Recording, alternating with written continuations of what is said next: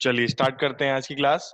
तो last class में हम लोगों ने ट्रांजिस्टर पढ़ा था और ट्रांजिस्टर के बारे में हमने समझ लिया था कि वो काम कैसे करता है। काम कैसे करता नहीं समझा था, खैर बनता कैसे हमने बेसिकली ये समझा था। तो बनने के लिए ट्रांजिस्टर को तीन चीजें चाहिए: एमीटर, बेस और कलेक्टर। एमीटर में से जो मेजॉरिटी चार्ज कैरियर्स हैं वो एमिट होते हैं। बेस हमारा केवल बीच में रहता है, उसका काम होता है, एक स्पेसिफिक काम होता है, लेकिन यहाँ पर उसे बताना पॉसिबल नहीं है। लेकिन तो ये बता सकते हैं हम कि बेस में कितना बायसिंग होती है। बेस अगर ऐसा रीजन है जो लाइटली बायस होता है, एमीटर हाईली डोप्ड होता है, लाइटली डोप्ड होता है, और एमीटर हाईली डोप्ड होता है। हाईली डोप्ड होने का कारण यही है कि उसमें से चार्जेस को निकल के जाना है। एमीटर एमिट होना है, उत्सर्जक चार्जेस को उत्सर्जित होना है उससे, तो होने भी तो चाहिए।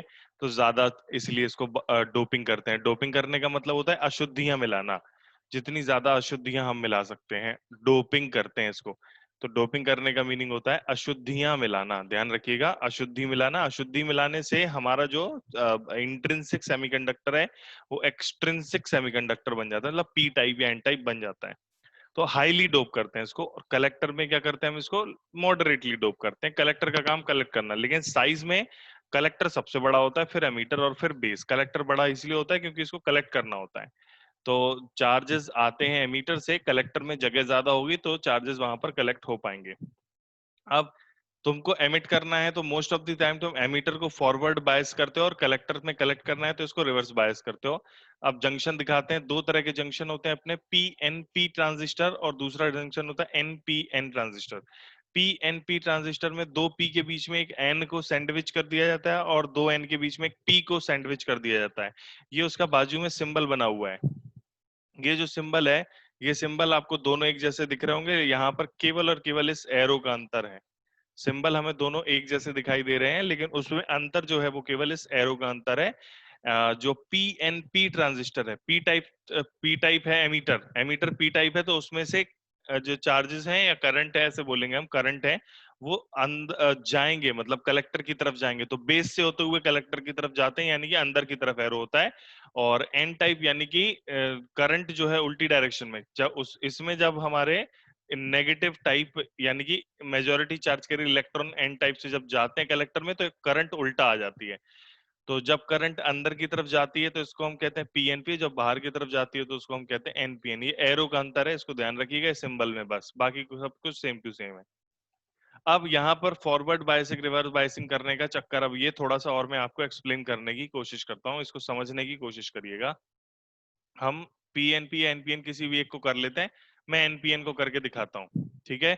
किसी को भी हम एक्सप्लेन कर सकते हैं। यहाँ पर मैं आपको एनपीएन करके दिखाता हूँ। तो सबसे पहले हमने आपको बताया कि यहाँ पर हम इसको फॉरवर्ड बायस कर देते हैं। किसको फॉरवर्ड बायस कर देते हैं? अग्र बायसित कर देते हैं। किसको? एमीटर और बेस जंक्शन को। फॉरवर्ड बायस करने का मतलब है चार्जेस का फ्लो कराना, मेजोरिटी चार्ज कैरियर्स का फ्लो कराना, यानी कि एन टाइप से इलेक्ट्रॉन का फ्लो कराना और पी टाइप से पॉजिटिव चार्जेस का फ्लो कराना। आप सुनते रहना बहुत ध्यान से, जो जो मैं एक एक बात बता रहा हूँ वो सुनने वाली बात है, समझने वाली। कोई अपने यहाँ दिमाग इधर उधर नहीं लगाएगा, सामने देखेंगे तो आपको समझ में आएगा। और मैं आपको एक बात बता दूं कि इसमें कई सारी चीजें ऐसी हैं जो हम लोगों के लिए अधूरी हैं, मतलब हमें पूरी तरीके से वो बताई भी नहीं जाती हैं, तो हम उनको ज्यादा घुसेंगे भी नहीं उनके अंदर, काम भर की चीजें निकाल के आगे बढ़ जाएंगे। हमारे सवाल भी हो जाएंगे उससे, और बेसिक अंडरस्टैंडिंग ऑफ ट्रांजिस्टर भी आ जाएगी हमें। तो देखिएगा होता क्या है यहाँ पर, देखिएगा बहुत ध्यान से। जैसे हमने फॉरवर्ड बायसिंग करा, जैसे हमने एनपीएन ट्रांजिस्टर को, एन टाइप को यानी कि एमीटर को फॉरवर्ड बायसिंग करा, तो उसमें क्या है, मेजोरिटी जो है चार्ज कैरियर इलेक्ट्रॉन है, और ये हाईली डोप्ड है, यानी कि बहुत सारे इसमें फ्री इलेक्ट्रॉन्स हैं। तो होगा क्या, ये जो फ्री इलेक्ट्रॉन्स है तेजी से भागना शुरू करेंगे। देखिएगा यहाँ पर जो बहुत सारे इलेक्ट्रॉन तुम्हें दिखाई दे रहे हैं, वो तेजी से भागना शुरू करेंगे। अब तेजी से भागना शुरू करेंगे, किस तरफ भागेंगे? आगे की तरफ। बेस, ये हमारा एमीटर है, फिर बेस है, फिर कलेक्टर है। वो बेस से होते हुए कलेक्टर की तरफ भागेंगे, देखते रहिएगा।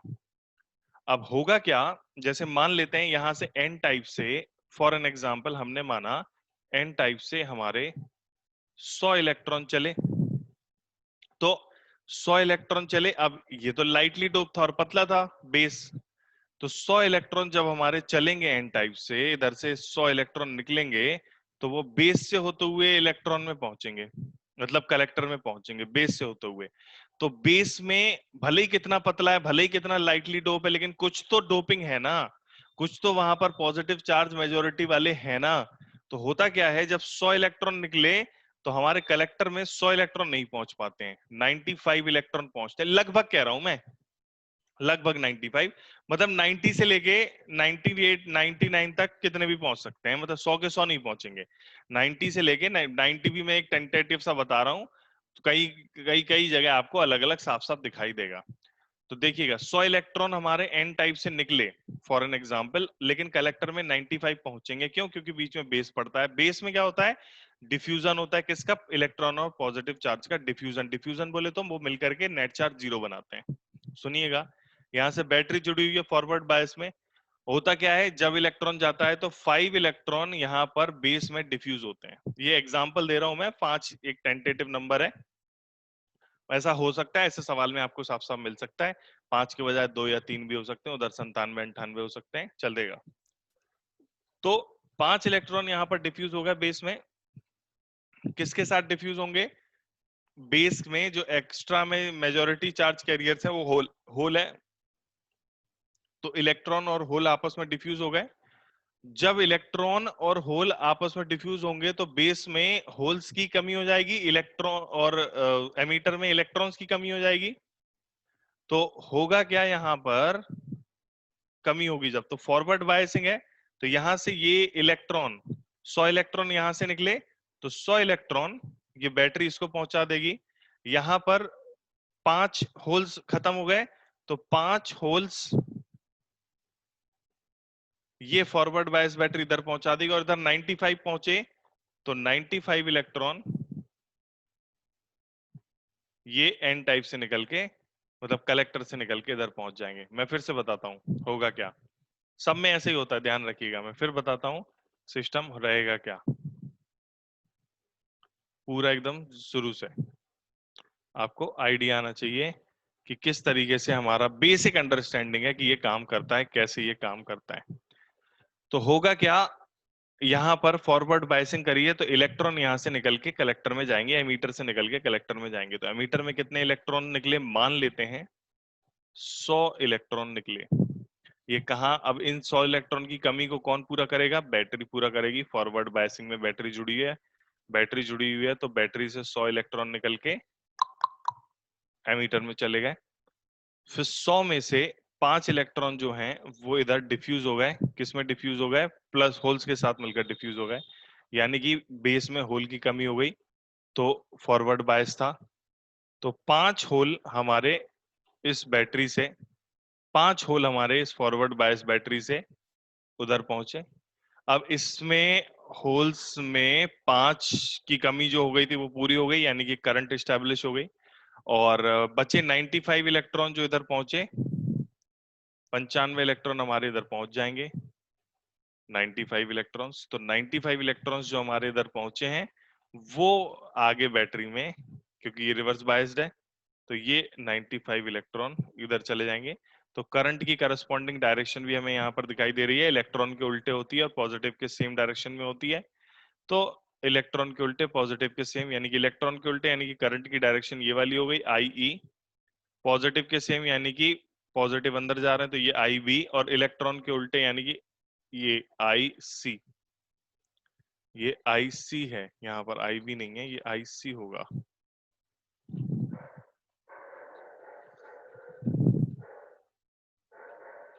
आई सी कलेक्टर करंट, ठीक है।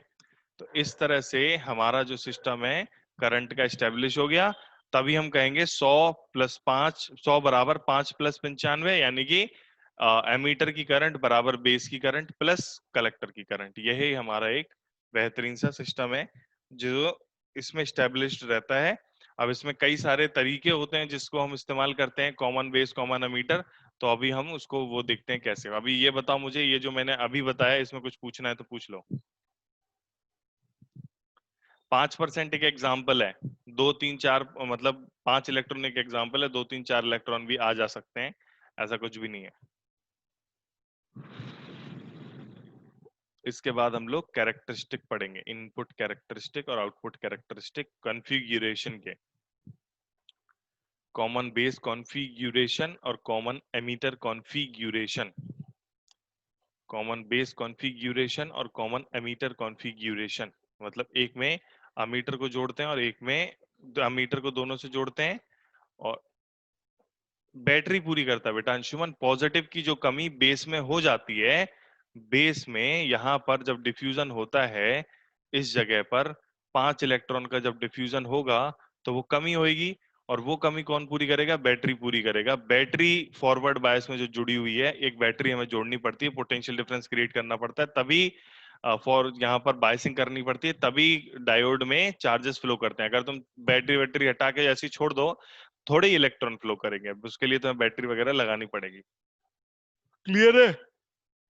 और बोलो, और किसी को कुछ पूछना है तो बोले, बोलिए। एनीवन?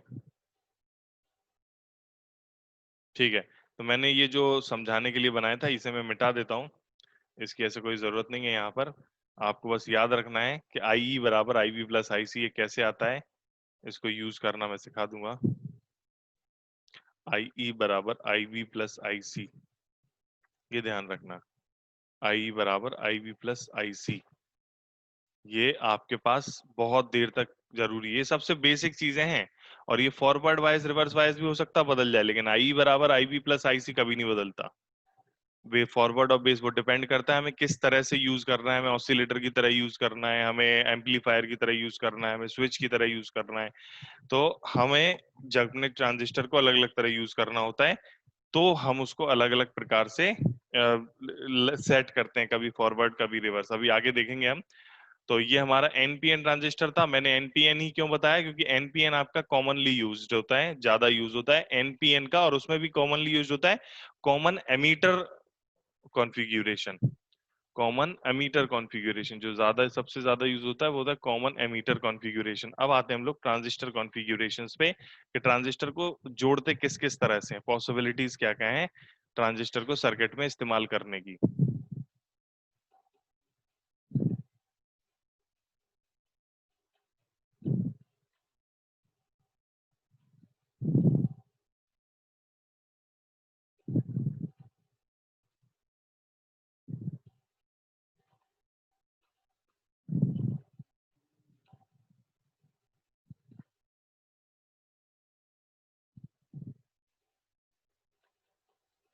ट्रांजिस्टर कॉन्फ़िगरेशन, दो तरह का हमारा ट्रांजिस्टर कॉन्फ़िगरेशन हो सकता है, कॉमन एमीटर और कॉमन बेस। कलेक्टर को कॉमन नहीं करते, क्या कि कलेक्टर का काम तो कलेक्ट करना है, तो दोनों ही सूरतों में वो कलेक्ट करने के लिए काम में आता है, इसीलिए उसको ऐसे कलेक्टर को ऐसे इस्तेमाल नहीं करते। तो common emitter configuration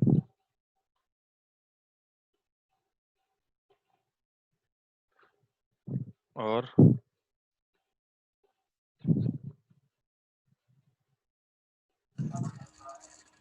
common base configuration.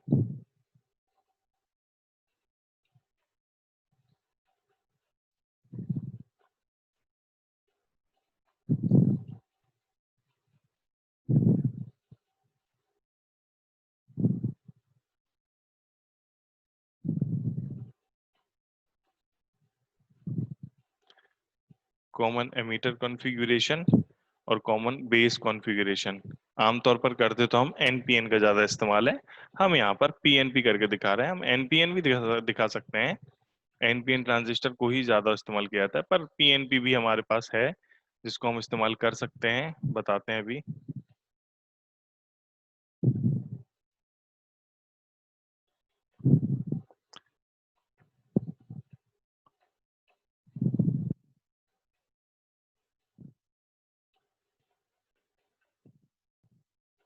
यहाँ ये कॉमन बेस कॉन्फ़िगरेशन है, आपको दिखाई दे रहा होगा, जिसमें बेस को हमने कॉमन कर रखा है। बेस को कॉमन कर रखा है मतलब जैसा मैंने ऊपर बनाया था वैसे ही एग्जैक्टली सेम टू सेम, मतलब एमीटर को भी बेस से जोड़ रखा है और कलेक्टर को भी बेस से जोड़ रखा है। कॉमन बेस कॉन्फ़िगरेशन, एमीटर को भी बेस से जोड़ रखा है और कलेक्टर को भी बेस से जोड़ रखा है।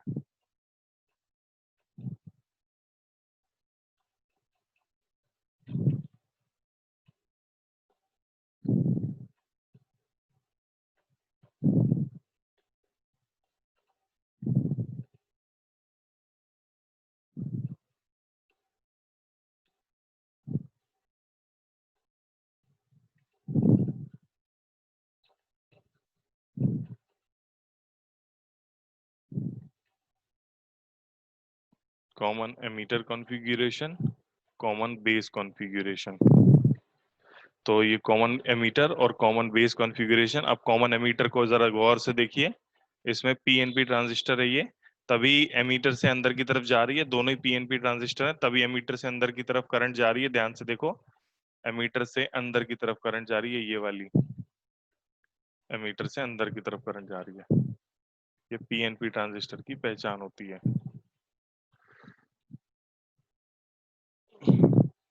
देखें इसे गौर से, कैसे जोड़ा गया है एमीटर को बेस से और एमीटर को कलेक्टर से। एमीटर को बेस से और उसको कलेक्टर से, और कोशिश करते हैं मोस्ट ऑफ द टाइम इसको हम फॉरवर्ड बायस करते हैं। जो अपना एमीटर बेस है उसको फॉरवर्ड, तो यानी कि पी टाइप है, एमीटर पी टाइप है, तो उसको पॉजिटिव से। तो देखो ये हमने प्लस से जोड़ रखा है इसे। जोड़ने का तरीका भी हमारा आपको समझ में आ रहा होगा। और जो बी ई बी, ये इसमें ये वाला जो सर्किट है, बेस एमीटर सर्किट, इसको अपन इनपुट सर्किट कहते हैं। ये इनपुट है, पूरा का पूरा इनपुट है ये, ठीक है। और जो बाजू वाला है, ये इस पूरे के पूरे सर्किट को अपन आउटपुट सर्किट, जो भी जोड़ेंगे वो सब आउटपुट में गिनती किया जाता है। कलेक्टर ही आउटपुट है ना, कलेक्टर से कलेक्ट करते हैं। तो इनपुट किसको कहते हैं, आउटपुट किसको कहते हैं, ये अपने को आना चाहिए। बाकी ज्यादातर चीजें सिंपल हो जाएंगी अगर आप इसको सिंपल तरीके से पढ़ने की कोशिश करोगे। सिंपल तरीके से पढ़ना थोड़ा सा मुश्किल है, लेकिन मजबूरी है, वो पढ़ना पड़ेगा हमें। ऑल्दो ट्रांजिस्टर एक कॉम्प्लिकेटेड चीज है, ट्रांजिस्टर काफी कॉम्प्लिकेटेड है, लेकिन बेसिक जो सवाल करने का आइडिया है वो बताने के लिए मैं तुम्हें ये सब बता रहा हूँ कि ये इनपुट सर्किट माना जाता है, ये आउटपुट सर्किट माना जाता है। जैसे यहाँ पर आर एल लगा हुआ है आउटपुट में, तो ये आउटपुट रेजिस्टेंस बोला जाएगा। अभी अगर हमको आर आई इधर इनपुट में नहीं लगा है, तो हम कुछ सर्किट का रेजिस्टेंस आर आई मान लेते हैं, मतलब लगा भी सकते हैं, ऐसे कोई इसमें दिक्कत वाली बात है नहीं। आईसी को हम आउटपुट करंट मानते हैं। आईसी जो है आउटपुट करंट होती है, ठीक है। आईसी हमारी जो होती है वो आउटपुट करंट कहलाती है। दोनों ही केसेस में, चाहे किसी तरह से आप उसको जोड़ लो, वो दोनों ही केसेस में हमारी आउटपुट करंट ही कहलाती है। और आउटपुट वोल्टेज कहलाता है हमारा, सी और ई के बीच का ये आउटपुट वोल्टेज है, और इनपुट वोल्टेज है वो तो साफ साफ लिखा ही है। तो एक आउटपुट होता है उसमें और एक input circuit, output circuit input circuit, ठीक है। ये आपको समझ में आ रहा होगा। आउटपुट करंट जो है, इनपुट करंट कॉमन बेस में, सॉरी कॉमन एमीटर की बात कर रहे हैं ना पहले हम। तो कॉमन एमीटर के केस में हमारी जो इनपुट करंट होती है, वो बेस करंट को हम इनपुट करंट मानते हैं। जो बेस करंट होती है उसको हम इनपुट करंट मानते हैं। ये वाली करंट, ये कॉमन एमीटर चल रहा है ना, इसमें ये करंट को हम इनपुट करंट मानते हैं, ठीक है। सर क्यों? क्योंकि इसको हमने कॉन्फ़िगर किया एमीटर से। हमने जो यहाँ पर क्या कहते हैं पीएनपी ट्रांजिस्टर जो बनाया हुआ है, इसमें हमारे भले ही वो एन टाइप के ट्रांजिस्टर वो हैं, लेकिन जैसे जो करंट होती है वो तो मेजॉरिटी चार्ज कैरियर की वजह से देखी जाती है। तो मेजॉरिटी चार्ज कैरियर्स हमारे इसमें नहीं, मेजॉरिटी वाली बात नहीं है यहाँ पर। ये जो करंट, जो इनपुट हमारे कॉमन एमीटर ट्रांजिस्टर में इनपुट सर्किट में हम लोग जो करंट देते हैं वो बेस वाले को इनपुट मानते हैं, क्योंकि एमीटर कलेक्टर से भी जुड़ा होता है और एमीटर हमारे बेस से भी जुड़ा होता है। तो कलेक्टर से जो कलेक्ट होती है करंट, वो तो श्योर शॉर्ट आउटपुट है, उसी को आउटपुट हर बार लेना है कि कलेक्ट होना है। चार्जेस यहाँ भी हमारे एमीटर से निकलते हैं और कलेक्टर में जाते हैं, लेकिन फिर वो वापस लौट के एमीटर की तरफ आ सकते हैं। मतलब ये इस तरह से जोड़ा जाता है उन्हें, एमीटर हमारा दोनों से कंबाइंड है। तो ओनली इनपुट में ऐसा जो अलग है वो आईबी है, और अलग है वो आईसी है। तो ये दोनों ही हमारे अलग अलग हो गए। एंड जो आईई है वो तो दोनों सर्किट में कॉमन है ना, जो एमीटर करंट है वो तो दोनों सर्किट में कॉमन है ना, इनपुट सर्किट में भी कॉमन है और आउटपुट सर्किट में भी कॉमन है। इसीलिए इनपुट करंट हम आईबी को मानते हैं और इधर आउटपुट करंट हम आईसी को मानते हैं। समझे सर ये क्या? तो कॉमन बेस वाला है ना? नहीं, कॉमन एमीटर है, देखो एमीटर कॉमन है, नहीं दिख रहा? एमीटर को दोनों से जोड़ रखा है, बेस से भी जोड़ रखा है, कलेक्टर से भी जोड़ रखा है। Yes sir. तो अब जब इन एमीटर दोनों में कॉमन है, तो अमीटर की करंट को थोड़ी इनपुट या आउटपुट कुछ मान सकते हैं, वो तो कॉमन है दोनों सर्किट में। Yes sir. तीन ही करंट होती हैं, बेस, एमीटर और कलेक्टर। तीन ही करंट होती हैं, बेस, एमीटर और कलेक्टर। तो एमीटर करंट दोनों में कॉमन हो जाएगी, तो एमीटर को हम इनपुट बोलेंगे, इनपुट सर्किट की करंट, और कलेक्टर को हम आउटपुट सर्किट की करंट बोलेंगे। लेकिन सर एनपीएन तो कॉमनली यूज्ड होता है, तो हम लोग उसमें कॉमन बेस का क्यों नहीं देख रहे? नहीं, तू समझ ही नहीं रही। पीएनपी हो या एनपीएन हो, सुनना, पीएनपी हो या एनपीएन हो, कॉमन एमीटर में बेस करंट को ही इनपुट करंट मानते हैं। हाँ, यूज हम ज्यादा एनपीएन करते हैं, पर यहां मैंने डायग्राम पीएनपी का बना रखा है। पीएनपी भी यूज होता है, जो मेजरली यूज होते हैं वो एनपीएन कॉमन एमीटर होते हैं, लेकिन कॉमन बेस भी तो कुछ है ना। जैसे यहां पर ये कॉमन बेस है हमारा, यस सर। इसमें ये वाला जो सर्किट है, ये पूरा का पूरा सर्किट इनपुट सर्किट में आ गया। ये वाला जो सर्किट है, ये आउटपुट सर्किट में आ गया। अब ये आउटपुट करंट हो गई हमारी, कलेक्टर करंट। बेस कॉमन है दोनों में, तो एमीटर करंट हमारी इनपुट करंट हो गई। ठीक है कि नहीं? हाँ सर ठीक है। हमारा ये इनपुट है। अभी ये दोनों ही पीएनपी बनाए मैंने, मैं एनपीएन भी बना सकता हूं, इनपुट आउटपुट। ठीक है, एक मिनट रुक जाओ, मैं एनपीएन वाला भी बना के दिखाता हूँ, जिससे कि थोड़ा सा तुम्हें आइडिया लगे कि एनपीएन ट्रांजिस्टर भी हम इस्तेमाल करते हैं भाई साहब। देखो, मैं कॉमन एमीटर के केस में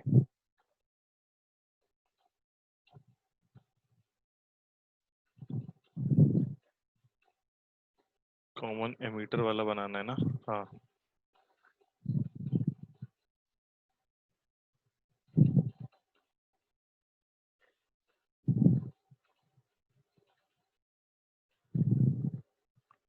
ये तो एम्पलीफायर की तरह यूज करते हैं इसको, वो वाला डायग्राम है, पर ये कॉमन एमीटर बेव का कॉन्फ़िगरेशन है जो आपको दिखाई दे रहा होगा। नहीं, यहाँ पर ये गलत लिखा है, ये बेस करंट है, ये एमीटर करंट नहीं है। आई बी, आई सी, आई ई। आई बी को यहाँ इनपुट करंट कहते हैं, और आई सी को आउटपुट।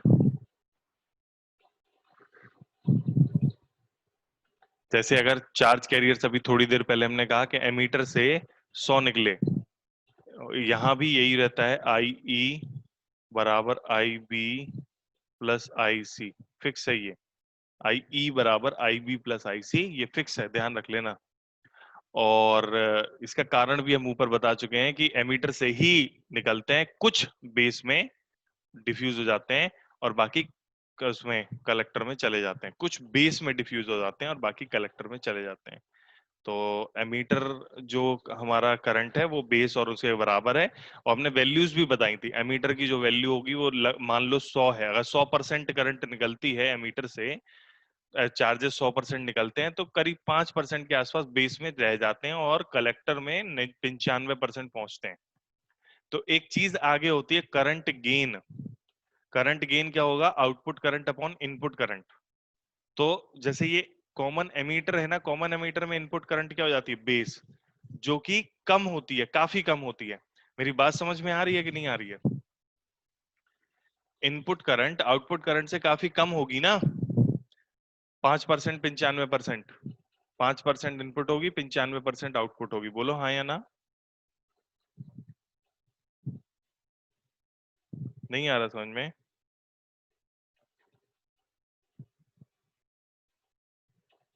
No sir. क्या नहीं आ रहा? पूछो किसी को, जो जो सर पूछना है पूछ। इनपुट 5% और सर आउटपुट 95%। तुम अभी आए, लेट आए क्या तुम? No sir. पूरा शुरू से देख रहे हो? Yes sir. पक्की बात? Yes sir. अच्छा, तो तुमने ये जो मैंने अभी इसमें बताया था, ये देखा था तुमने कि 100 निकले और उधर इतने पहुंचे? इसमें बताया था मैंने, एनपीएन वाले में। अभी देखा था तुमने कि नहीं देखा था? बोलो। अभी थोड़ी देर पहले मैंने बताया कि यहां से 100 यदि इलेक्ट्रॉन निकलते हैं तो इधर 95 इलेक्ट्रॉन के कनेक्शन लॉस्ट हुआ था, तो वापस आ जाते हैं। हाँ वैभव, तुम ये देख रहे थे ना? यस सर, यहाँ पे 100 लिखा है ना सर।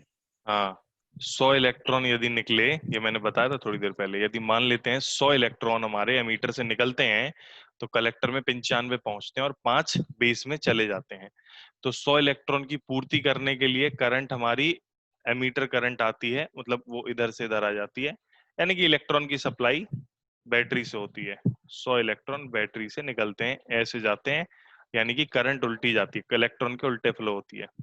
और इधर पे जो 5 इलेक्ट्रॉन आए, यानी कि उन्होंने 5 होल को डिफ्यूज किया, तो उसकी भरपाई के लिए कलेक्टर करंट इधर जाती है, यानी कि होल इधर जाते हैं, 5 होल इधर जाएंगे।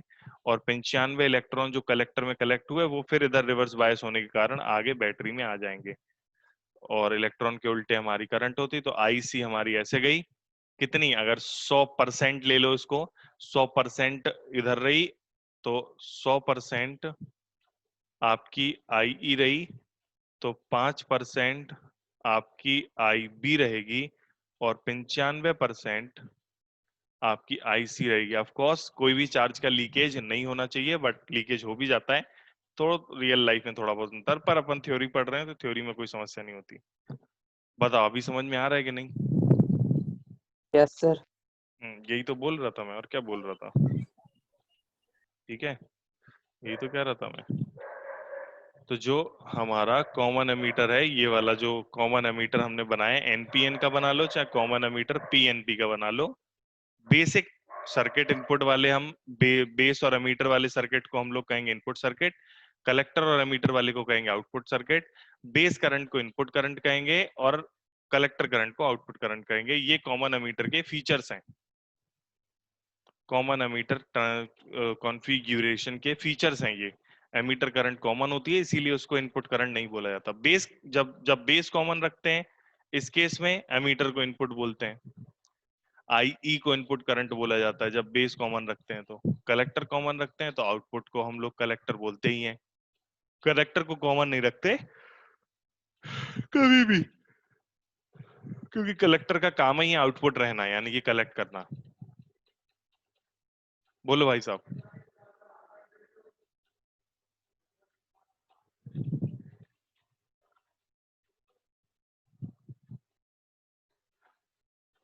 क्लियर है ना?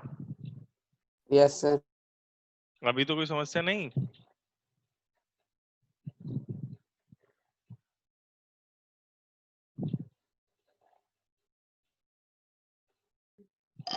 मतलब सर जैसे हमारा कॉमन एमिटर का केस है, तो पहले हम लोग करंट आई ई देंगे और हम लोग को उसके बदले में पहले कुछ नहीं होता, पहले कुछ नहीं होता। अपन लोग इलेक्ट्रिसिटी पढ़ रहे हैं, पहले नहीं हो, सब कुछ एक इंस्टेंट पे होता है।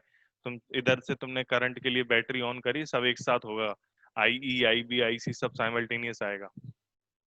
सर ये दो बैटरी है तो वो उससे फर्क पड़ता है ना, वो आगे उनका, उनकी वजह से फर्क क्या पड़ता है, दो दो बैटरी हैं ऐसा सिस्टम है, इससे क्या होता है वो बाद में देखेंगे। अभी पहले हम आई आई बी आई सी का रिलेशन बता रहे हैं, किसको इनपुट किसको आउटपुट, किस सर्किट को इनपुट किस सर्किट को आउटपुट, ये बता रहे ठीक है सर। हैं। अभी बताते हैं हम, इनपुट कैरेक्टरिस्टिक बताते हैं, आउटपुट कैरेक्टरिस्टिक बताते हैं।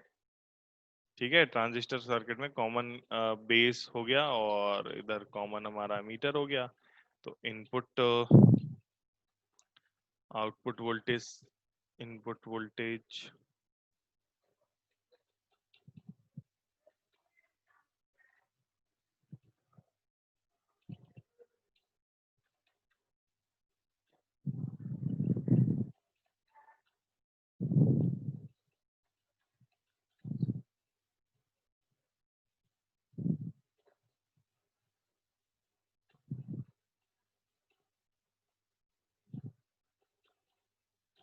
इनपुट कैरेक्टरिस्टिक क्या है? इनपुट कैरेक्टरिस्टिक मतलब वोल्टेज और करंट का क्या ग्राफ बनेगा, वो है, इसको कहते हैं इनपुट कैरेक्टर। मतलब इनपुट वोल्टेज और इनपुट करंट का क्या ग्राफ बनेगा, उसको कहते हैं हम लोग इनपुट कैरेक्टरिस्टिक।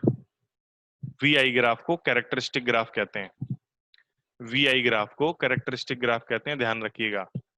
तो इसमें जो इनपुट कैरेक्टरिस्टिक है ये हम कॉमन, अरे यार ये तो कॉमन उसका है, कॉमन एमीटर में बना दिए, कॉमन बेस वाला है ना। इसमें देखो इनपुट करंट आई है, और आई इनपुट करंट कहाँ होता है,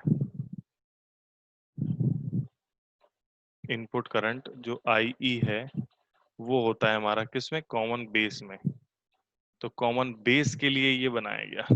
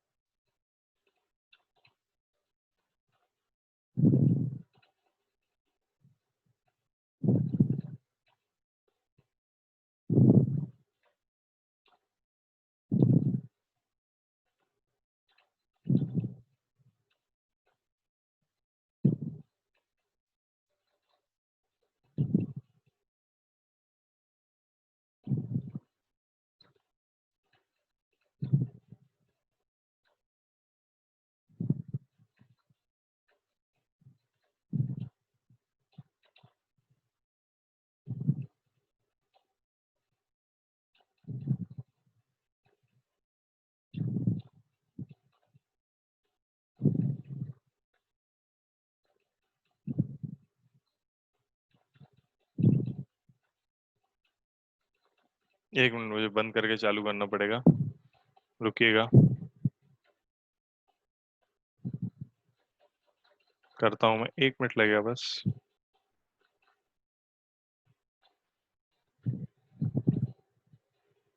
ओके, आ गए हम, ठीक है। तो यहाँ पर हमें दिखाई दे रहा है ये इनपुट करंट है हमारी, ये इनपुट वोल्टेज है।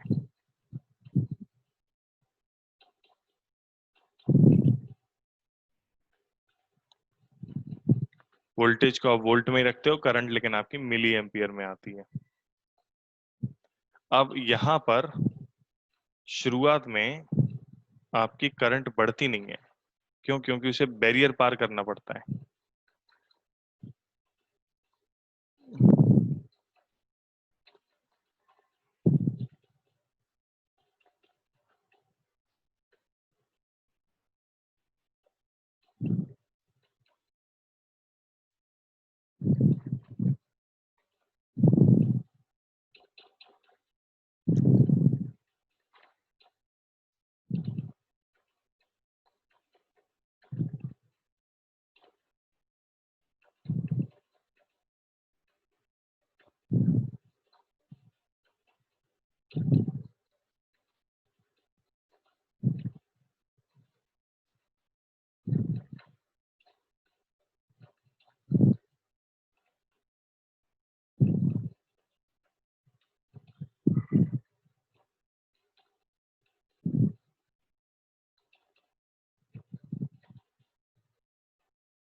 देखो, चाहे हमारा ये इनपुट कैरेक्टरिस्टिक बनाया, ये हमने पीएनपी का बनाया, लेकिन सिमिलर होता है हमारा एनपीएन का, ठीक है।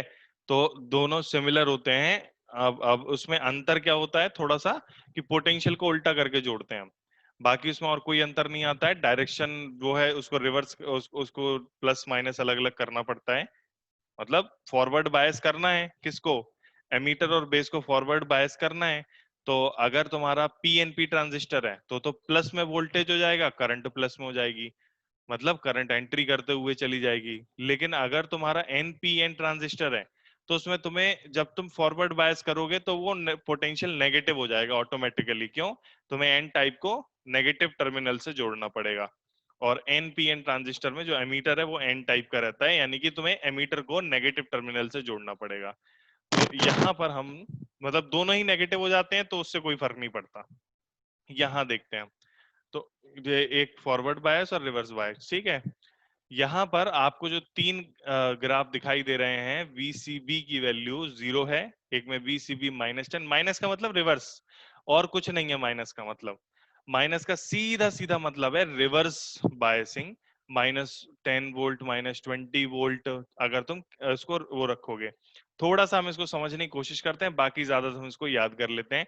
समझने की कोशिश कैसे करते हैं, देखो सबसे पहले तो ऐसा है, कहानी कुछ इस प्रकार से है कि आपकी जो करंट है एक पर्टिकुलर वैल्यू तक बढ़ ही नहीं सकती, मतलब कुछ भी उसमें होता नहीं है। करंट ऐसा नहीं है कि आप एकदम से फ्लो करा लो, क्यों? क्योंकि उसको एक बैरियर पार करने होते हैं।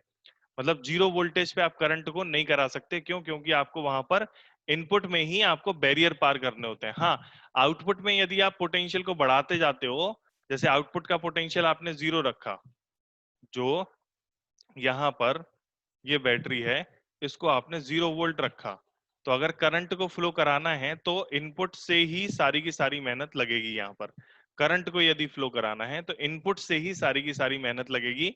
तो एक पर्टिकुलर वैल्यू, मिनिमम वैल्यू होती है वोल्टेज की, जिसके बाद करंट फ्लो होना शुरू होती है। ये वैल्यू आमतौर पर 0.6 वोल्ट के आसपास की होती है। 0.6 वोल्ट, वो डिपेंड इस पे भी करता है कि हमने कौन सा मटेरियल उपयोग में लाया है। मटेरियल यानी कि सिलिकॉन लाया है कि जर्मेनियम लाया है। अब सिलिकॉन और जर्मेनियम में क्या अंतर होता है? इन दोनों के cut off reasons, cut off voltage एक फिक्स वोल्टेज होते हैं कि इतने से ज्यादा वोल्टेज आपको डालना ही पड़ेगा, तभी आपका जो पोटेंशियल बैरियर बीच में जो लेयर बन जाती है, डिप्लीशन लेयर, वो घटेगी। देखो यहाँ पर दो दो डिप्लीशन लेयर बनेगी। किस किस के बीच में बनेगी? पीएनपी ट्रांजिस्टर है तो एक पी एक एन और एक पी एक एन, ऐसे दो डायोड का कॉम्बिनेशन टाइप का हो गया ये। तो यहाँ पर हमारी जो लेयर बन रही है, यहाँ पर दो दो डिप्लीशन लेयर बन रही है, तो उन दो दो डिप्लीशन लेयर को पार करने के लिए आपको मिनिमम एक वोल्टेज लगाना पड़ेगा, उसी के बाद करंट फ्लो होती है और फिर तो तेजी से करंट फ्लो हो जाती है। हाँ, थोड़ी आप हेल्प आउटपुट से ले सकते हो, 0 वोल्ट के अलावा कुछ और भी रखवा सकते हो, तो आपकी करंट में थोड़ा सा चेंज आ जाता है। 0 वोल्ट के बजाय कुछ और भी कर सकते हो। ये इनपुट और आउटपुट वोल्ट वो है हमारे, तो पहले लिखे थे। पर यहाँ पर अगर आप कुछ वोल्टेज बढ़ाते हो, यानी कि कलेक्टर करंट से कलेक्ट करने के लिए आप थोड़ी हेल्प देते हो, बैटरी लगा के हेल्प देते हो, 0 वोल्ट भी हो सकता है, ज्यादा भी हो सकता है, हेल्प देते हो, तो फिर आपकी करंट फ्लो होना शुरू हो जाती है। आपको इनपुट कैरेक्टर से अकेले से समझ में नहीं आएंगी चीजें, आपको आउटपुट कैरेक्टरिस्टिक भी समझना पड़ेगा, तब थोड़ा सा और क्लियर होगा आइटम। इनपुट कैरेक्टरिस्टिक के साथ साथ आप आउटपुट कैरेक्टर भी समझेंगे तो आपको चीजें थोड़ी और क्लियर होंगी। अब आउटपुट कैरेक्टरिस्टिक किसका किसका है? आउटपुट करंट और आउटपुट वोल्टेज का। आउटपुट करंट कौन सी है हमारी? IC, और आउटपुट वोल्टेज कौन सा है? VCB। मतलब ये कौन सा जंक्शन है? Common base. तो कलेक्टर और बेस वाला जो है हमारा वो कॉमन है। तो यहाँ पर आपको दिखाई दे रहा है ये हमारी करंट है, ये आउटपुट है और ये वोल्टेज। ये ऊपर वाला कैरेक्टरिस्टिक ग्राफ जो है हमारा इनपुट कैरेक्टरिस्टिक ग्राफ है।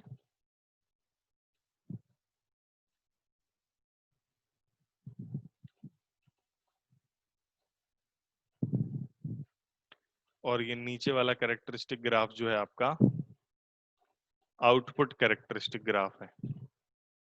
ग्राफ से ही आपको पूरी वर्किंग समझ में आती है।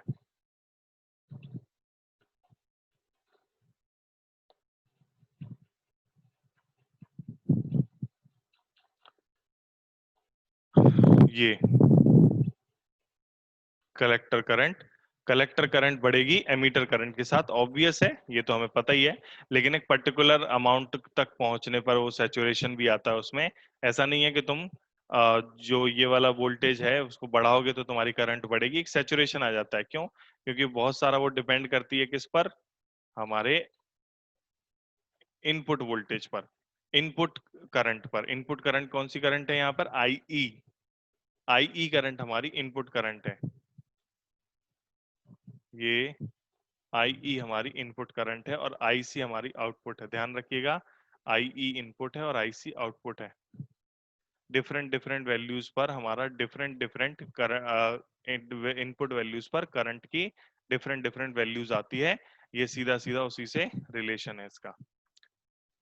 ये बात IE हमारी जो है इनपुट करंट है और IC जो हमारी है वो आउटपुट करंट है।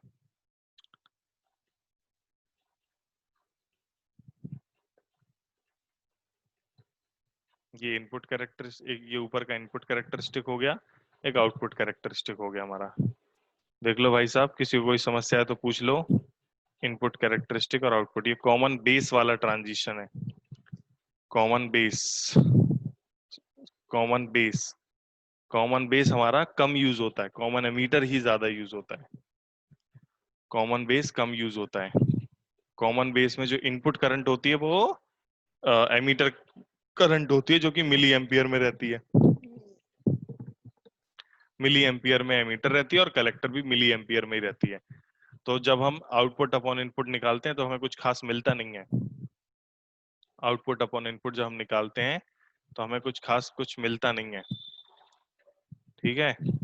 इनपुट रेजिस्टेंस और आउटपुट रेजिस्टेंस तो बड़े सिंपल चीजें हैं, रेजिस्टेंस बराबर पोटेंशियल अपॉन करंट, ठीक है।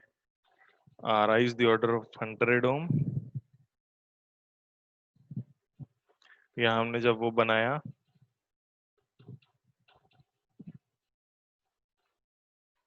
ये कॉमन बेस के इनपुट कैरेक्टरिस्टिक और आउटपुट कैरेक्टरिस्टिक ग्राफ हो गए। इधर हम कॉमन एमीटर के लिए बनाते हैं इनपुट कैरेक्टरिस्टिक ग्राफ और आउटपुट कैरेक्टरिस्टिक ग्राफ।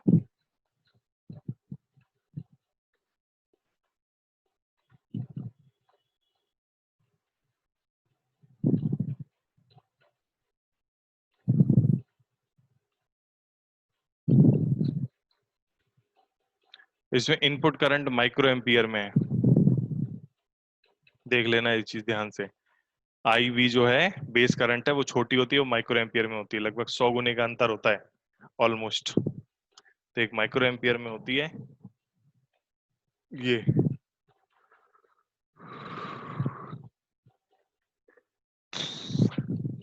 VCE हमारा ये कॉमन एमीटर कलेक्टर एमीटर, ये आउटपुट वोल्टेज है।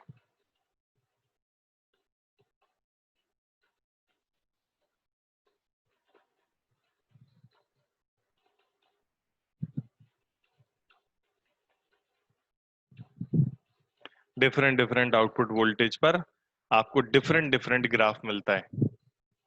आउटपुट वोल्टेज आपको बढ़ाते जाओगे तो आपकी हेल्प होती जाएगी करंट के बढ़ने में। आउटपुट वोल्टेज बढ़ाने पर आपकी थोड़ी हेल्प होगी, आपकी जल्दी से करंट बढ़ेगी आपकी। ये यहाँ पर भी एक बेसिक पोटेंशियल बैरियर तो आपको पार करना ही पड़ता है। दो दो बैरियर होते हैं, दोनों पार करने होते हैं आपको। जब तक वो पार नहीं करोगे तब तक आपकी करंट फ्लो नहीं होगी।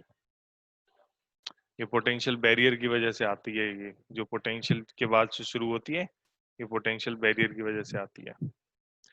पोटेंशियल बदलने पर आपकी करंट बदलती रहती है, ऐसा सिस्टम है यहाँ पर। इनपुट कैरेक्टरिस्टिक हो गया, फिर आउटपुट कैरेक्टरिस्टिक बनाते हैं।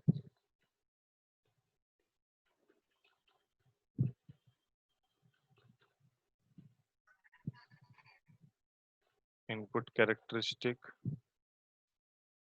आउटपुट कैरेक्टरिस्टिक,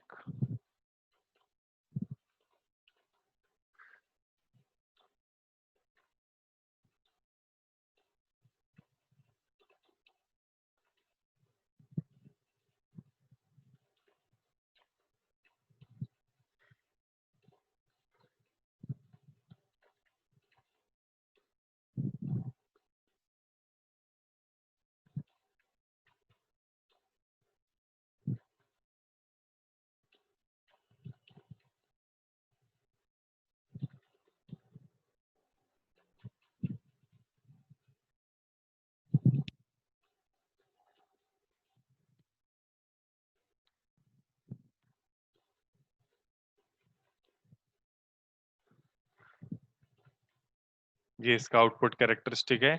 जैसे वहां पर थे, अब मैं सब इकट्ठे दिखा देता हूँ एक बार।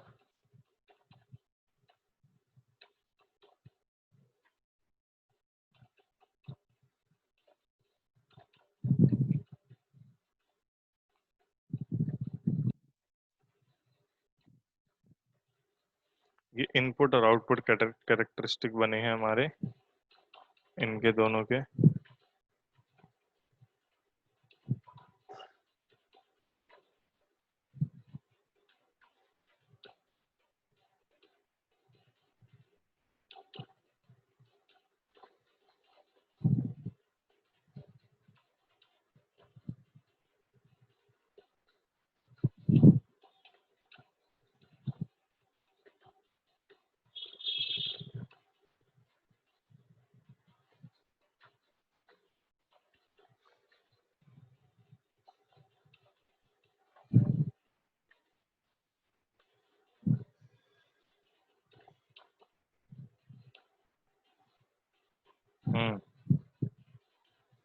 Transistor configuration, common emitter configuration और common base configuration. Input circuit, output circuit, ये वाला सर्किट दोनों में ही इनपुट सर्किट रहेगा और ये वाला सर्किट दोनों में ही आउटपुट सर्किट रहेगा। इनपुट करंट, आउटपुट करंट दोनों में, एक में आई बी इनपुट करंट की तरह ट्रीट होती है, एक में आई ई इनपुट करंट की तरह ट्रीट होती है, और आई सी दोनों में ही आउटपुट करंट की तरह ट्रीट होती है। अब एक में कॉमन बेस, कॉमन एमीटर है, एक में कॉमन बेस है, तो कॉमन एमीटर का केस ये रह गया। कॉमन एमीटर में दोनों के केस में ही आपको बेसिक जो इनपुट सर्किट आपका बनेगा वो काफी कुछ एक जैसा मिलता जुलता रहता है। अंतर क्या होता है, थोड़ी सी वैल्यूज का अंतर आता है उसमें।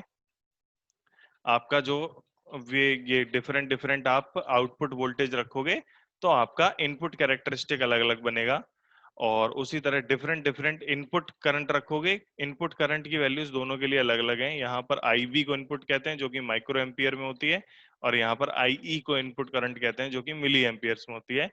तो करंट का कुछ हमें खास गेन नहीं हो पाता, तो करंट का यदि हमें गेन करना है तो उसको हमें कॉमन एमीटर में ही यूज करना पड़ेगा। जो हमारा लेफ्ट में बना हुआ है कॉमन एमीटर है, कॉमन एमीटर में ही यूज करना पड़ेगा, तभी जाके हमें करंट का गेन होता है। तो एज एन एम्पलीफायर हम लोग करंट गेन में इस्तेमाल कर सकते हैं। यहाँ पर करंट का गेन होता है, जब भी करंट का गेन हो जाएगा तो हम उसको एम्पलीफायर करने लगेंगे।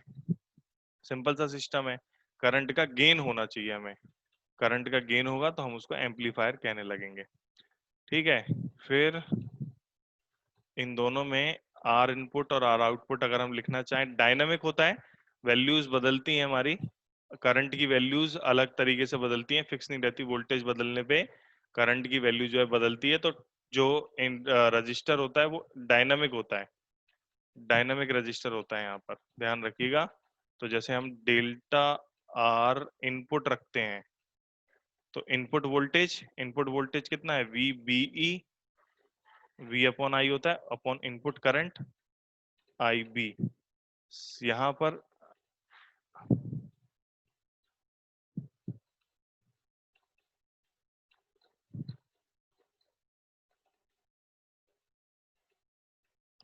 यहाँ पर इनपुट में इनपुट वोल्टेज ये वी ई बी होता है, क्योंकि यहाँ पर बेस हमारा जो है वो कॉमन है, हाँ कॉमन बेस है, वी ई बी हो गया हमारा एमीटर बेस, यहाँ पर वी बी बेस एमीटर, और आई ई यहाँ की इनपुट करंट हो गई, वहां पर आई सी इनपुट, आई बी इनपुट करंट है, आई सी तो दोनों में आउटपुट है। और डेल्टा आर आउटपुट यदि हम निकालते हैं तो वो V upon I, V C E upon I C, यहाँ पर डेल्टा आर आउटपुट निकालोगे तो वो कितना आएगा, V C B base common होता है divide by I C. Collector की करंट ही हमारी दोनों केसेस में एक्सटर्नल आउटपुट करंट होती है। आर आउटपुट ये डायनामिक रेजिस्टेंस है, मतलब बदलते रहता है।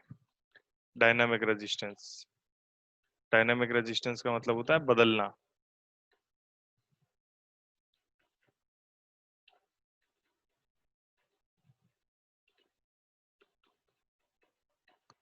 तो हम लोग कॉमन एमीटर और कॉमन बेस एम्पलीफायर में गेन्स देखते हैं, डिफरेंट डिफरेंट गेन देखते हैं, तो वो हमें कुछ खास मजेदार मिलते नहीं है। तो different gain is common ammeter और फिर कॉमन बेस में, कॉमन एमीटर और कॉमन बेस एम्पलीफायर्स में गेन देखते हैं हम, गेन देख लेते हैं।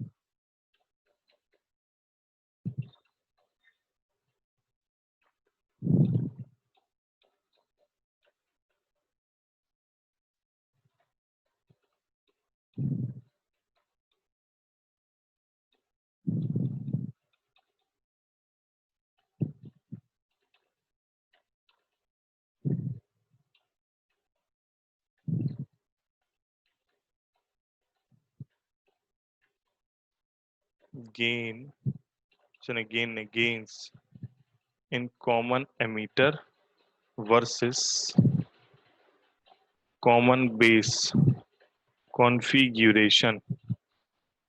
ये आपको आते हैं एग्जाम में, और 2-3 बार क्या आया एग्जाम में वो भी बताता हूँ। रिलेशन भी आते हैं इनके आपस में। कॉन्फ़िगरेशन,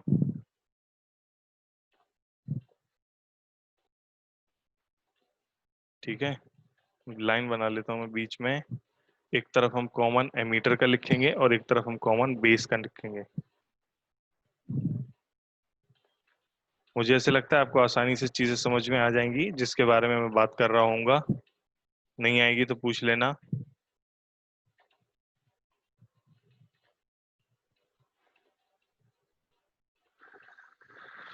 तो सबसे पहले इधर लिखते हैं हम कॉमन एमीटर एक तरफ,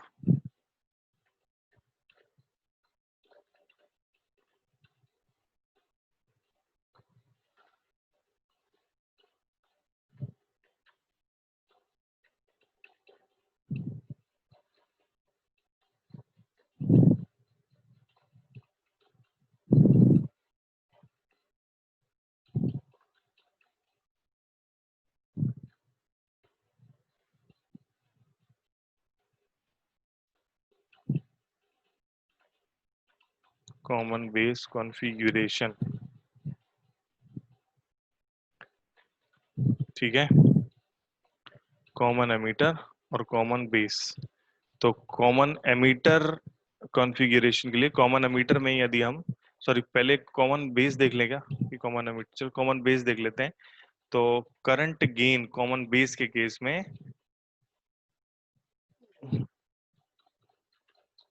उसको कहते हैं हम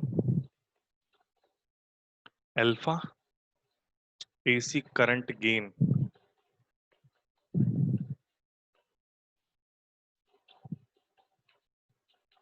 करंट में कितना गेन हुआ अल्फा से डिनोट करते हैं। Alpha is equals to output current upon input current. Output current common base में किसी में भी कलेक्टर करंट ही रहती है, लेकिन कॉमन बेस के केस में इनपुट करंट एमीटर करंट हो जाती है। अब ये तो सबको पता है भाई साहब, एमीटर करंट और उसमें किसकी करंट ज्यादा होती है बताइए जरा, किसकी वैल्यू ज्यादा होती है? एमीटर की ज्यादा होती है। एमीटर की ज्यादा होती है। तो तुम अब ऊपर छोटा है नीचे बड़ा है, डिवाइड करोगे तो वो वैल्यू 1 से छोटी है। ऑफ कोर्स छोटी आएगी। तो वैल्यू जब 1 से छोटी आएगी तो क्या हमें गेन हुआ एक्चुअली में? नहीं समझ में आ रहा मैं क्या कह रहा हूं? क्या गेन हुआ? तो मतलब गेन तो तब होगा ना जब बढ़ेगी वैल्यू, आउटपुट तुम्हारी ज्यादा होगी। लेकिन यहाँ तो आउटपुट कम हो रही है, तो गेन होता ही नहीं है। मतलब अगर तुम इसको एम्पलीफायर की तरह यूज करके करोगे कॉमन बेस को तो सक्सेसफुल होगे क्या? नहीं। फिर सिंपल सी बात है। तो कॉमन एमीटर को हम एम्पलीफायर की तरह यूज करते हैं। As I C is less than I E, so alpha की जो वैल्यू आती है वो ऑलमोस्ट 0.95 टू 0.99 आती है। 95 से 99 तक आती है, ठीक है, जो कि हमारे लिए मजेदार नहीं है। अच्छा ये डेल्टा, ये जो अल्फा हमने लिखा है ना, ये आपको कई जगह डेल्टा आईई और डेल्टा आईसी से, आईई और डेल्टा आईसी से भी समझ में आता है, ठीक है ना। उसका कारण ये है कि वो जो होता है वो एसी करंट गेन होता है और ये डीसी करंट गेन हमने लिखा है। फिक्स वैल्यू जो है, आपको अंतर पता नहीं चलेगा सवालों में, वो लगभग एक ही जैसी सेम चीजें हैं एसी और डीसी में, सर अंतर नहीं है। वहां थोड़ी हम रेक्टिफिकेशन वगैरह कुछ कर रहे हैं। तो अगर एसी भेजोगे तो एसी मिलेगी, डीसी भेजोगे तो डीसी मिलेगी, उससे कुछ फर्क नहीं पड़ता, ध्यान रखना, ठीक है। बट डेल्टा का मतलब आ जाता है जैसे अल्टरनेटिंग करंट होती है ना, तो वो बदलती रहती है, तो फिर हम वहां पर आईसी अपॉन आई नहीं लिख सकते, फिर वहां पर डेल्टा आईसी अपॉन डेल्टा आई लिखते हैं। गेटिंग माई पॉइंट क्यों भाई साहब? मतलब अगर ऑल्टरनेटिंग करंट होगी तो क्या वो करंट हमारी फिक्स रहेगी, वैल्यू फिक्स रहेगी? आईसी और आई की वैल्यू क्या फिक्स रहेंगी? अगर ऑल्टरनेटिंग करंट एंट्री कर रही होगी और ऑल्टरनेटिंग करंट एग्जिट कर रही होगी? बोलो हाँ या ना। करंट की वैल्यू नो क्या सर। फिक्स नहीं रहेगी ना, करंट की वैल्यू फिक्स। तो करंट की वैल्यू यदि हमारी फिक्स नहीं रहेगी तो फिर हम उसको डेल्टा से करके डिनोट करते हैं और फिर सॉल्व करते हैं, डेल्टा वहां पर इंट्रोड्यूस हो जाता है। ठीक है, ओके। तो ये एक हो गया हमारा करंट गेन। जैसे हमने करंट गेन निकाला वैसे हम लोग वोल्टेज गेन भी निकाल सकते हैं, है ना। Voltage output upon voltage input, इसको हम ए वी से लिखते हैं। ये करंट गेन सबसे ज्यादा इंपॉर्टेंट था। फिर आते हैं हम वोल्टेज गेन पे।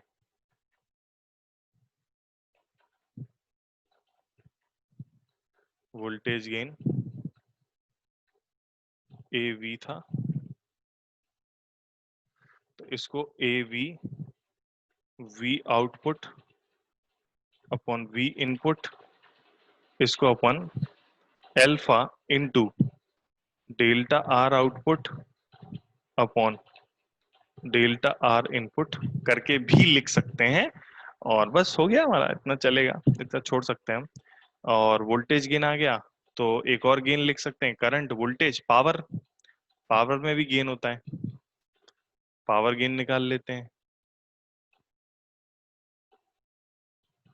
इसको ए पी लिख देते हैं, power gain.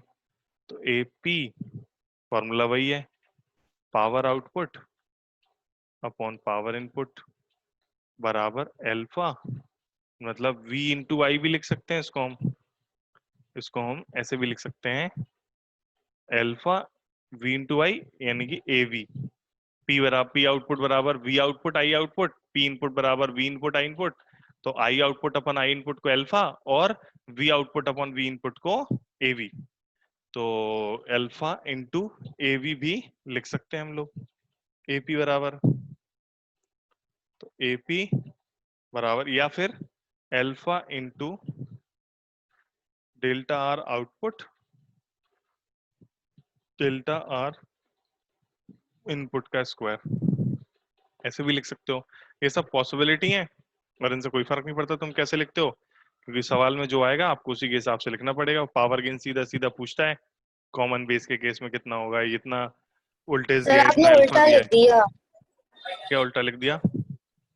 AP is equals to beta square delta R output upon R input होता है। हाँ, अल्फा स्क्वायर लिखना पड़ेगा, बीटा नहीं अल्फा। वो कॉमन बीटा लिखवाया था आपने तो। वो कॉमन एमीटर में लिखवाया था, अभी मैं लिखने वाला हूँ। कॉमन एमीटर में बीटा लिखते हैं, ठीक है। ये हाँ कॉमन कॉमन कॉमन बेस है ये, है ना। हाँ कॉमन बेस है ना ये। मैंने हाँ। मैंने किस में लिखवाया था बीटा, कॉमन बेस में कि कॉमन एमीटर में? सर ऐसी कोई पर्टिकुलर हेडिंग नहीं डलवाई थी आपने, अरे लिख अल्फा और बीटा दिया था लिखवाए बस। होंगे, अरे अल्फा और बीटा लिखवाए होंगे ना, दोनों नहीं लिखवाए थे अल्फा और हाँ, बीटा? दोनों का रिलेशन बताया था। अल्फा और अल्फा क्या होता है, बीटा क्या होता है, ये नहीं बताया था, रिलेशन बताया था। नहीं बेटा, अल्फा बीटा। वो भी बताया होगा कब, कॉमन एमीटर में किस क्या कहते हैं करंट गेन को, देखना तुम्हें। और नहीं लिखाया तो वो फिर तो गलती है मेरी, अगर मैंने नहीं लिखाया, मतलब ऐसे नहीं लिखा मैंने कि कॉमन एमीटर में बीटा कहते हैं उसको और कॉमन बेस में अल्फा कहते हैं। ये तो बताना बहुत जरूरी है, तभी तो फॉर्मूला अलग अलग है दोनों का यार। एक में आई सी अपॉन आई ई है और अभी जो लिख रहा हूं उसमें आई सी अपॉन आई बी होएगा, समझ रहे हो। हाँ output current upon input formula तो वही है, लेकिन कॉमन एमीटर के केस में आउटपुट आईसी रहता है लेकिन इनपुट जो है आई बी हो जाता है, जो कि कम है, ठीक है। As I C is greater I B, so beta जो है हमारा, बीटा किसके केस की बात हो रही है, हमारे इसके बात हो रही है। यहाँ पर बीटा जो है हमारा लगभग 100 कुछ आता है। 100 की।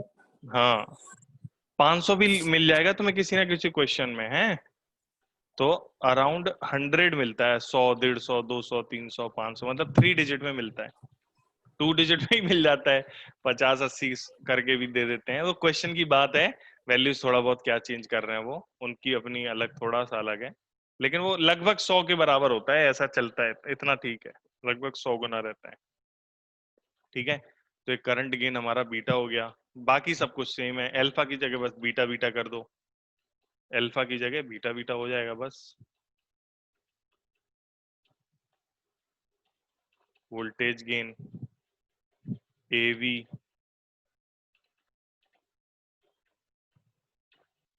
AV बराबर V output upon V input बराबर beta into delta R output upon delta R input AV, बस ठीक है।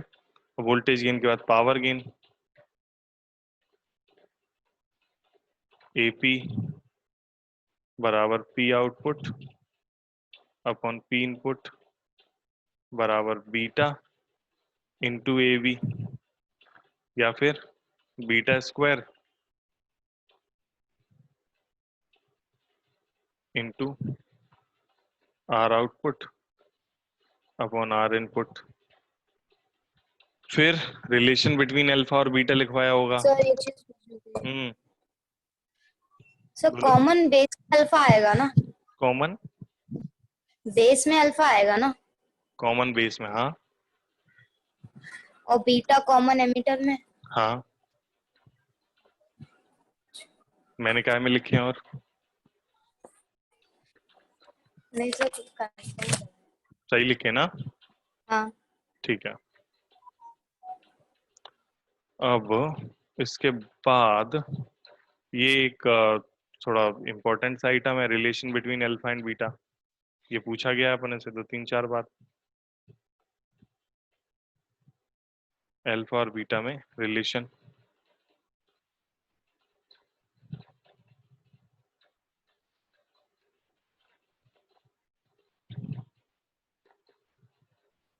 रिलेशन बिटवीन अल्फा और बीटा एज वी नो। ध्यान रखना एक चीज जो सबसे शुरू से बता रहा हूं मैं, IE बराबर IB प्लस IC। इसको पूरे को काय से डिवाइड करा दें? IC से डिवाइड करा दें। डिवाइडिंग इक्वेशन बाय IC, तो IE अपॉन IC बराबर IB upon IC plus 1। IE upon IC को क्या कहते हैं? 1 upon alpha. 1 upon IE upon IC। इसको 1 अपॉन अल्फा कहते हैं, इसको 1 अपॉन बीटा कहते हैं, इसको 1 तो है ही। बस ये हमारा एक रिलेशन आ गया। इसके अलग अलग रूप होते हैं, अल्फा की वैल्यू इसी से तुम निकालना चाहो तो अल्फा इसके इसी से निकाल सकते हो तुम। अल्फा इज इक्वल्स टू क्या आ जाएगा? Beta upon 1 plus beta. क्यों भाई साहब, सही कह रहा हूं कि नहीं? Yes sir. और अगर बीटा की वैल्यू निकालना चाहूं तो बीटा की वैल्यू निकालना चाहूं तो अल्फा अपॉन 1 माइनस अल्फा। क्या? Alpha minus 1? 1 माइनस अल्फा है। Alpha minus 1 1 minus alpha. Mine 1 उधर जाएगा ना तो माइनस का 1 हो जाएगा ना। 1 माइनस अल्फा कैसे आया? हम लोग beta upon 1 plus beta, alpha upon 1 minus alpha कैसे हो रहा है? बोलिए। सर 1 अपॉन अल्फा माइनस 1 करेंगे तो वो 1 अपॉन बीटा के बराबर होगा, तो फिर beta 1 alpha minus upon alpha हो जाएगा, सही कह रहा हो। 1 माइनस अल्फा हो जाएगा, वो कैलकुलेशन मिस्टेक कर दी मैंने। 1 माइनस अल्फा करके देख लो, अल्फा से अल्फा कट जाएगा, बचेगा अल्फा के ऊपर 1 और फिर माइनस में उधर अल्फा हो जाएगा। 1 माइनस कैलकुलेशन मिस कर दी मैंने। तो alpha equals to beta upon alpha 1 plus beta, और बीटा बराबर अल्फा अपॉन 1 माइनस अल्फा। ये अल्फा और बीटा मतलब अल्फा दिया है तो बीटा निकाल सकते हैं, बीटा दिया है तो अल्फा निकाल सकते हैं। ऐसे क्वेश्चन खूब आते हैं जहां अल्फा बीटा को निकालना पड़ता है। अल्फा दिया है तो बीटा निकाल सकते हैं, बीटा दिया है तो अल्फा निकाल सकते हैं। देख लो एक बार, जो ऊपर हमने कॉमन बेस और कॉमन एमीटर ट्रांजिस्टर के कॉन्फ़िगरेशन लिए हुए हैं, उसमें गेन देखने की कोशिश करी गई है।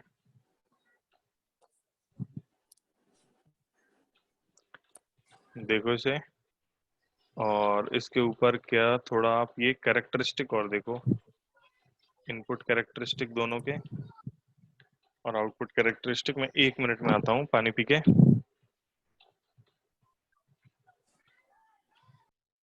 तो अभी हम वर्किंग ऑफ अ ट्रांजिस्टर देख रहे हैं, और इस वर्किंग ऑफ अ ट्रांजिस्टर में हम लगभग 0 चेंजेस के साथ ट्रांजिस्टर को यूज करते हैं। उसमें ऐसा नहीं है कि हमने कॉमन एमीटर एनपीएन ट्रांजिस्टर यदि ले लिया तो उसको हम केवल एक्टिव में कर पाएंगे। हमारे पास ऑपरेटिंग मोड, ये 4 तरह के ऑपरेटिंग मोड है: एक्टिव, सैचुरेशन, कट ऑफ और इनवर्स। इनवर्स छोड़ो, एक्टिव, सैचुरेशन और कट ऑफ, इनकी बात करते हैं हम लोग। एक्टिव, सैचुरेशन और कट ऑफ। एक्टिव सैचुरेशन जो मेनली हमारा यूज होता है वो एक्टिव रीजन में यूज करते हैं, जिसमें एमीटर बेस फॉरवर्ड बायस होता है और कलेक्टर बेस रिवर्स बायस होता है। सैचुरेशन का केस कुछ इस प्रकार का होता है, दोनों ही फॉरवर्ड होते हैं। कट ऑफ में दोनों ही हमारे रिवर्स होते हैं। इनवर्स उल्टा होता है, इनवर्स के बारे में हम चर्चा नहीं कर रहे हैं। हम लोग बाकी 3 तरह की चर्चा कर रहे हैं, जिसमें सबसे ज्यादा हमारे लिए जो इंपॉर्टेंट है वो है एक्टिव मोड। ये लीनियर मोड ऑफ ऑपरेशन है। अभी तक जो मैंने आपको एज एन एम्पलीफायर बताया है, हमारा ट्रांजिस्टर एम्पलीफायर के लिए एक्टिव मोड में इस्तेमाल करता है, एक्टिव मोड में हमारा इस्तेमाल करता है, और कट ऑफ मोड में वो स्विच की तरह इस्तेमाल करता है। एक्टिव मोड में जब फॉरवर्ड बायस और फॉरवर्ड बायस होते हैं वोल्टेज की वैल्यू पर सीधा सीधा, फॉरवर्ड और रिवर्स होते हैं, एक्टिव मोड होता है हमारा ये। मतलब एमीटर से करंट जो चार्जेस निकलते हैं मेजॉरिटी वाले और कलेक्टर में कलेक्ट होते हैं, ये जो कॉन्सेप्ट है हमारा एक्टिव कहलाता है। और एक्टिव जो अभी तक हमने पढ़ा है, और उसमें हम इसको एज एन एम्पलीफायर इस्तेमाल करते हैं। एक्टिव रीजन में हम अपने ट्रांजिस्टर को जब इस्तेमाल करते हैं तो वो हम एम्पलीफायर की तरह इस्तेमाल कर सकते हैं। फिर कट ऑफ की तरह हम इसको स्विच की तरह इस्तेमाल कर सकते हैं। स्विच 2 चाहिए हमें, एक तो स्विच ऑन चाहिए, स्विच ऑफ चाहिए। तो सैचुरेशन में स्विच ऑन रहता है और कट ऑफ में स्विच ऑफ रहता है। ये सब चीजें हम यहाँ पर आगे लिखने वाले हैं आपके लिए। तो सबसे पहले तो हम लोग लिखते हैं एक्टिव मोड, इसको लीनियर मोड ऑफ ऑपरेशन भी कहते हैं।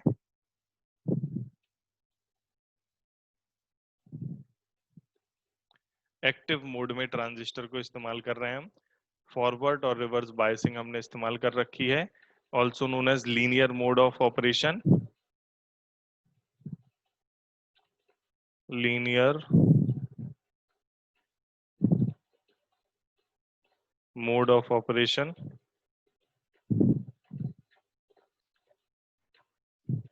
एक्टिव मोड जो होता है हमारा बच्चा लोग, ये लीनियर मोड ऑफ ऑपरेशन होता है। उसके बाद for transistor as an amplifier,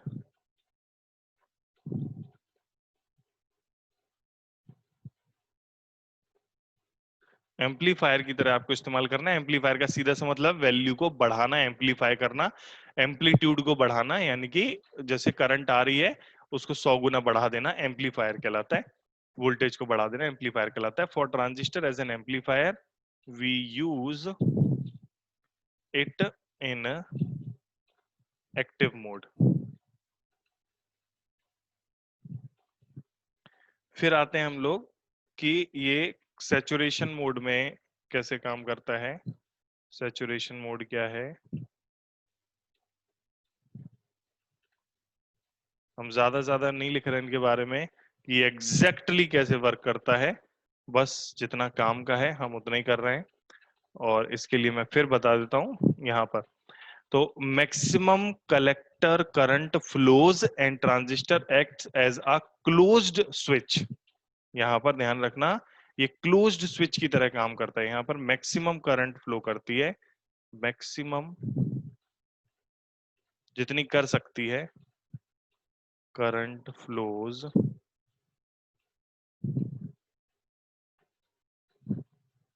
और ट्रांजिस्टर जो है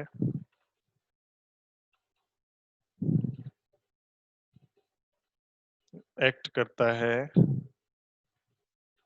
maximum current flows and transistor acts as closed switch. between emitter collector.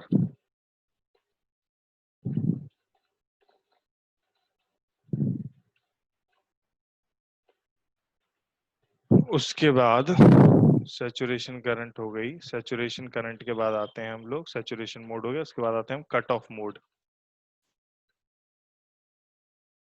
दोनों ही रिवर्स कर दोगे तो कट ऑफ मोड हो गया।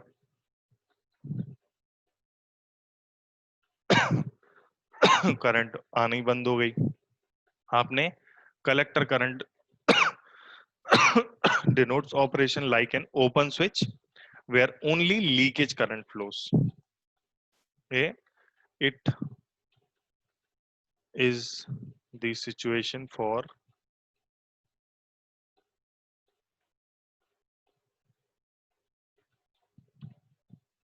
open switch. ठीक है, ओपन स्विच यानी कि ऑफ स्विच।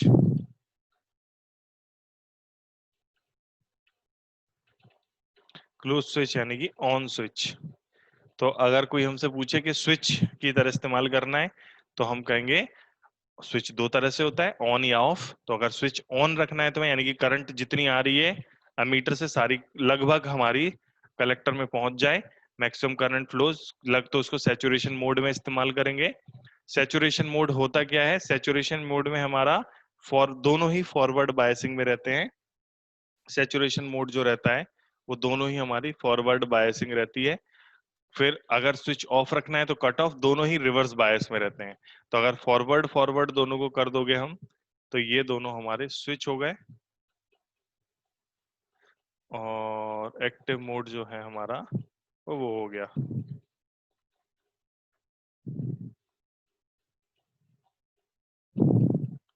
ट्रांजिस्टर। ठीक है, ये हमारा काम हो गया। और इसके साथ ही अब हम ट्रांजिस्टर को फाइनली टाटा कर सकते हैं। जो भी हमने अभी तक फॉर्मूले वगैरह सीखे ट्रांजिस्टर के, वो हमारे लिए इनफ हैं कि जिसमें हम ट्रांजिस्टर के सवाल आएंगे तो हम ट्रांजिस्टर के सवाल कर पाएंगे। ट्रांजिस्टर और मोनली गेन से आते हैं, किसमें कितना गेन होता है, तो वो गेन वाले सवाल आते हैं। और कॉमन कलेक्टर जो ट्रांजिस्टर है उसको हम इस्तेमाल ही नहीं करते हैं। कॉमन अगर हम कैरेक्टरिस्टिक की बात करते हैं, इनपुट गेन, करंट गेन, किसकी क्या रहती है, voltage gain, power gain, phase difference between input output. एक चीज और है, एम्पलीफायर में फेज डिफरेंस रहता है, फेज फेज बदल जाता है, ध्यान रखना। एम्पलीफायर का जब इस्तेमाल करते हो तो फेज बदल जाता है। देखना, एक मिनट।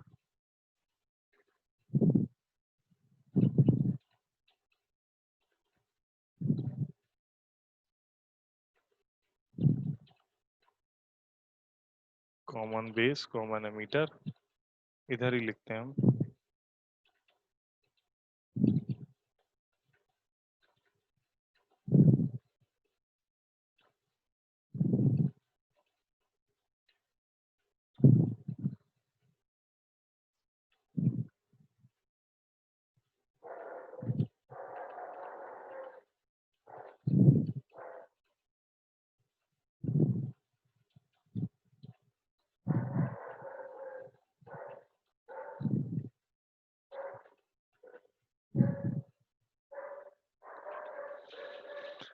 मर्ज नहीं होता ये।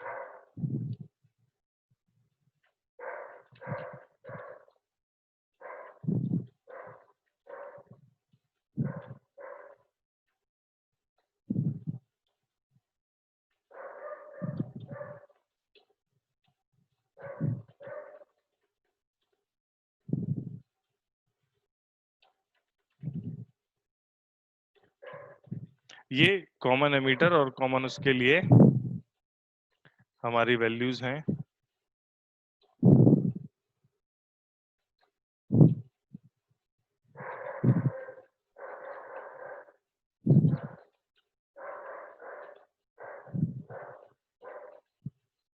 एम्पलीफायर तो इनपुट रेजिस्टेंस 50 200 ओम जो है कम रहता है, ये किलो ओम तक जाता है कॉमन एमीटर में। आउटपुट रेजिस्टेंस कॉमन बेस में अधिक होता है, कॉमन एमीटर में कम होता है, मतलब और ज्यादा ही होता है, 1-2 किलो ओम हाई और 50 किलो ओम तक रहता है। करंट गेन इसमें कम रहता है, उसमें ज्यादा रहता है। वोल्टेज गेन ओके ओके इसमें ज्यादा रहता है। पावर गेन ओके ओके इसमें ज्यादा रहता है। फेज फेज ये आपको इसके सवाल आएंगे, मतलब आएंगे तो पता नहीं, लेकिन आया है।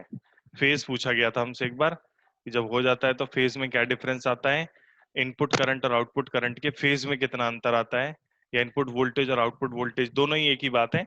वोल्टेज का जो फेज डिफरेंस होगा वही करंट का होगा, रजिस्टर सीधे सीधे है।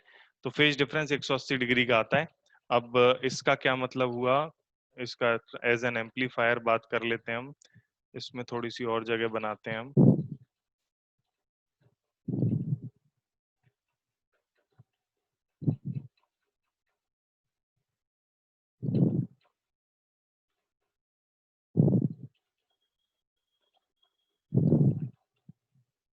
थोड़ा सा और लिख लेते हैं, transistor and common emitter NPN transistor as an amplifier, transistor as an amplifier.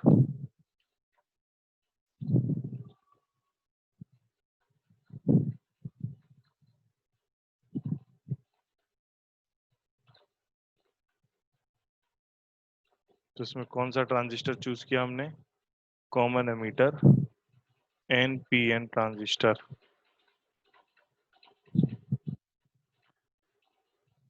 दोनों कर सकते हैं, लेकिन जो काम का है वो बता रहा हूँ। Common emitter NPN transistor.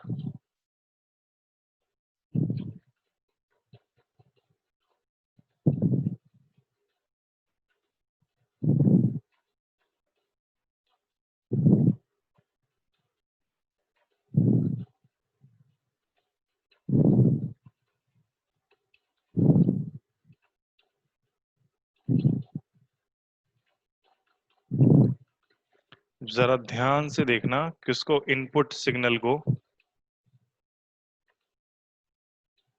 ठीक है, और आउटपुट सिग्नल को। फेज में 180 डिग्री का अंतर दिखाई दे रहा है तुम्हें, बताओ। फेज में 180 डिग्री का चेंज दिखाई दे रहा है, बोलो। फेज उसका और इन दोनों का समझ में आ रहा है कि नहीं?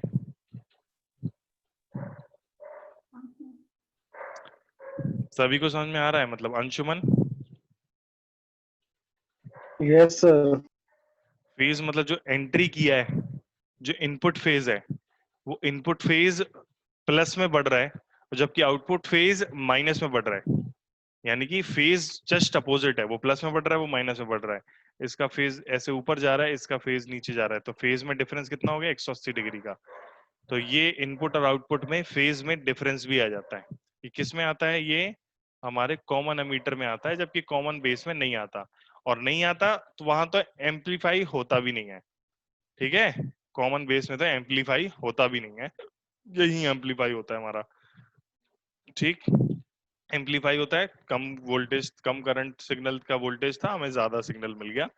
ये हमारा फेज डिफरेंस भी पता चल गया यहाँ पे, और वो भी ठीक है भाई साहब। तो ये हो गया हमारा काम अभी के लिए, ठीक है। कल हम लोग इसके क्वेश्चन और कर ले, मैं सोच रहा था आज ही करा देंगे, लेकिन ये थोड़ा सा लंबा खिंच गया। हमने लगभग सारी चीजें भी तो बता देंगे, नहीं तो मैं क्रैश कोर्स के हिसाब से पढ़ा के फॉर्मूले पढ़ाए खत्म कर सकता था, लेकिन मैंने लगभग सब कुछ बता दिया। काफी डिटेल में अपन लोग ने इसके बारे में बात करी है। और ट्रांजिस्टर एज एन ऑसिलेटर, हाँ। सर आप डाउट क्लास कब लेंगे? डाउट, तुम्हारे डाउट चलो कल कर लेते हैं 6 बजे, ठीक है। सुबह? कल, हाँ कल हो जाएगा, कल मिल जाएगा टाइम। ओके चलो ठीक है, चलो बाय, गुड नाइट। कल मिलते हैं। ये मैं अभी भेज दूंगा आपको, इनको पढ़ लीजिएगा बहुत अच्छे से। सारे नोट्स को रिवाइज करके कल क्वेश्चन करने के लिए बैठेंगे हम लोग, जिसमें डायोड के भी क्वेश्चन करेंगे, बेसिक वाले शुरुआत वाले भी करेंगे, और इसके ट्रांजिस्टर के तो करेंगे ही करेंगे। और ये बोर्ड में नहीं है हमारे तो, पर लेकिन नीट में है। चल ठीक है, okay bye. Bye sir. Bye बेटा।